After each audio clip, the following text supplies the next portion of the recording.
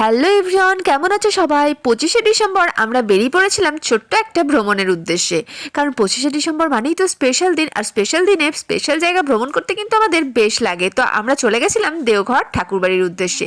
তো দেখো, আমরা দেওঘরে পৌঁছে গেছিলাম, আর আমাদের ট্রেন ছিল আসানসোল থেকে সকাল 7:30টায়। তাই দেওঘর আসতে প্রায় 2 ঘন্টা মতো সময় লাগে। তো আমরা 9:30টার মধ্যেই দেওঘর পৌঁছে গেছিলাম। আর এখানে আসতে আমাদের এতটা ভালো লাগে বন্ধুরা, কারণ দেওঘর ঠাকুরবাড়ি আমাদের সবসময়ের জন্য পছন্দের জায়গা। তো এসে সেই খিদেটা পেয়ে গেছিলো অনেকখানি, কারণ বলে না, পেটে খিদে রেখে ঠাকুর দর্শন করাটা একদম উচিত নয়। তাই জন্য আগে চলে এসেছিলাম খাবারের দোকানে। আর ব্রেকফাস্টে ছিল গরম গরম পুরি, সবজি, বেগনি ভাজা, আর তার সাথে ছিল আচার। আর খাবারটা কিন্তু অনেকটা টেস্টি ছিল বন্ধুরা।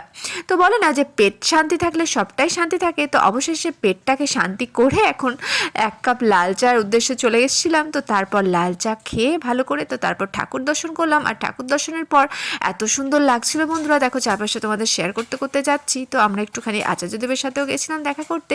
আর তারপর 1:30-2 নাগাদ আমরা চলে এসেছিলাম আনন্দবাজারে। তো এই যে বড় যে সাদা রঙের বিল্ডিংটা দেখছো, তো এটাতেই করানো হয় আনন্দবাজার, মানে প্রসাদ গ্রহণ।